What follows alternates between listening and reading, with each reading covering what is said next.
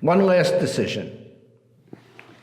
After she was in the monastery for 7 years, Thérèse died when she was 24. So she was in the monastery, I think, 7 years about, and she was inspired to offer her life as a victim to merciful love. What's that mean? She said, Jesus died on the cross of love. Jesus is the one who suffers most if anyone is damned, if anyone is lost.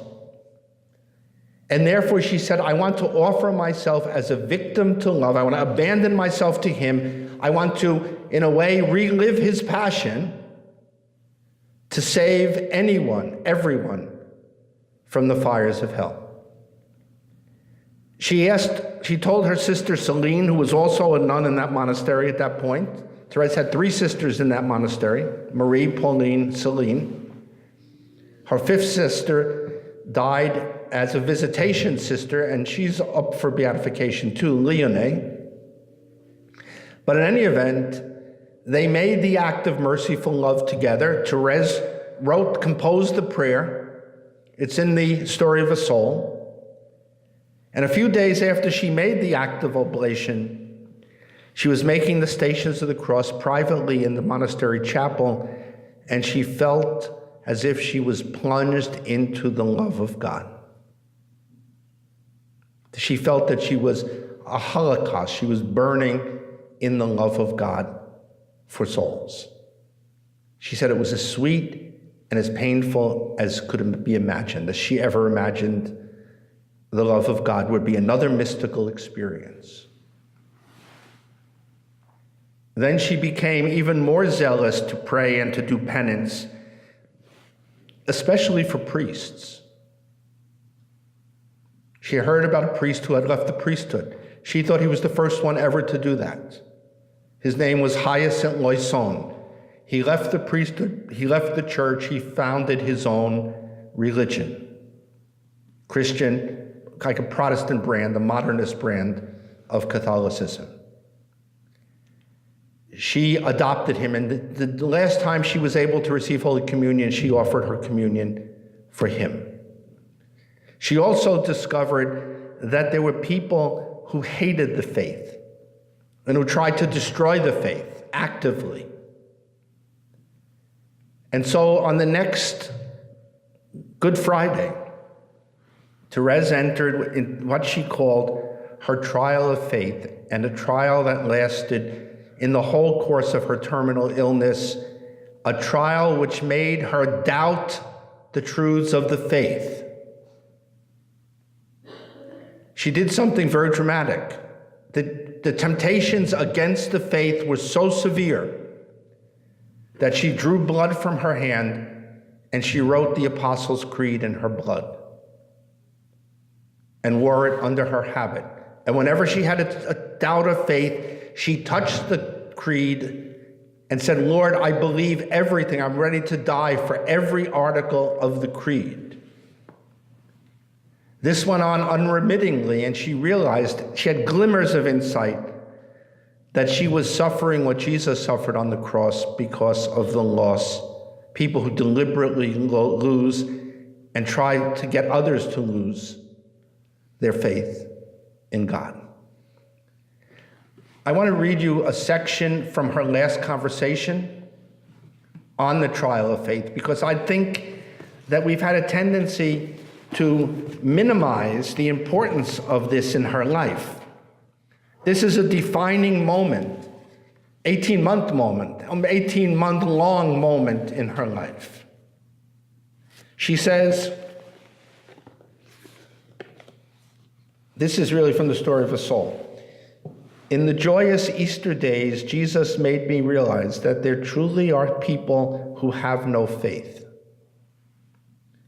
who by the abuse of graces lose this precious treasure, source of the only pure and true joy. He allowed that my soul be invaded by the thickest shadows, and that the thought of heaven, so sweet to me before, be only the subject of combat and torment. This testing was supposed to not to last a few days or weeks. It was supposed to go on till the hour designated by the good Lord, and this hour has not yet come. I'd like to be able to express what I feel, but alas, I believe that's impossible. It is necessary to have journeyed under this dark tunnel to grasp its obscurity. I'm going to try, nevertheless, to explain it by a comparison.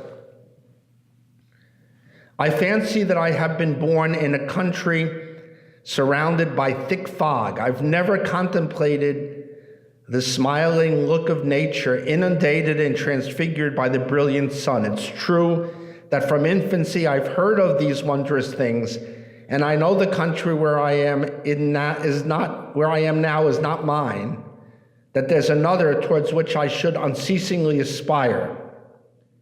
It's not a story made up by an inhabitant of the sorrowful country where I am. It's a sure reality that the king of the brilliant sun's country came to live for 33 years in this land of shadows. Alas, the shadows did not comprehend that the divine king was the light of the world.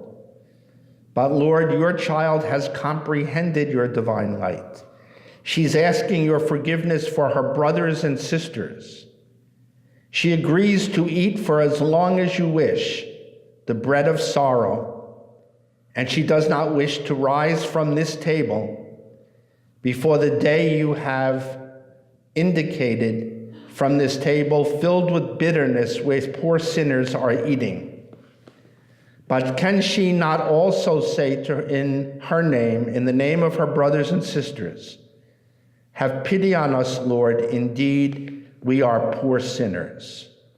O Lord, send us away justified. May all those who are not enlightened by the luminous torch of faith see it shine at last. O Jesus, if it is necessary that the table soiled by them be purified by a soul that loves you, I truly wish to eat alone the bread of testing, till it pleases you to introduce me into your luminous realm. The only grace I am asking of you is never to offend you. She's sitting at the table of sinners. She's sitting with atheists, materialists. She's sitting with those who hate God.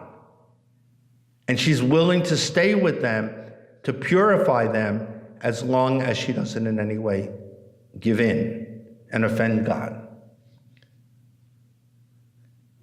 And then she says, suddenly the fog surrounding me is becoming thicker, penetrating my soul and enveloping it in such a way that it is no longer possible to rediscover in it the sweet image of my country, heaven. All has disappeared. When I want to restore my heart, weary of the surrounding shadows, by the memory of the shining land towards which I aspire, my torment doubles. It seems that the shadows borrow the voice of sinners who speak to me mockingly. You're dreaming of the light, of a country made fragrant by the sweetest perfumes. You're dreaming of the everlasting possession of God, the creator of all these marvels. You believe that one day you will part from the fog around you. Go on, Thérèse, rejoice in the death that will give you not what you're hoping for, but a night even more profound, the night of nothingness. Well, beloved mother, the image he's writing to her sister Pauline, the image I've wanted to give you of the shadows darkening my soul is as imperfect as a sketch compared to its model. But I don't want to write it any longer. I am afraid of blaspheming. I'm even afraid of having said too much about it. It's amazing that God allowed her to live in that darkness, to sit at the table of sinners, to sit with unbelievers in order to purify them. If she didn't make that act of oblation to merciful love, she never would have entered into that intimacy with Jesus. My God, thank you for giving us this saint who is acutely contemporary, who's for our times. People think of her a little flower, a little girl, a sweet child. She's hardly that. She's one of the strongest women that ever lived in the church. She has tremendous power of intercession, tremendous power of turning hearts to God. And it's all because she took the Virgin's hand and said, let charity enter my soul. I don't want to think about myself anymore. I want to help others. It's because she consented as a child to pray for a vicious murderer. And it's because she said that prayer, she made that prayer of self-offering to God's merciful love. We're not necessarily called to those heroic steps, but we're all called to make right decisions. And if we make the right decisions, little as they might be, little as they might seem to us, those right decisions can bring us to the heights of sanctity. Saint Thérèse of the Child Jesus, pray for us and make us little like you.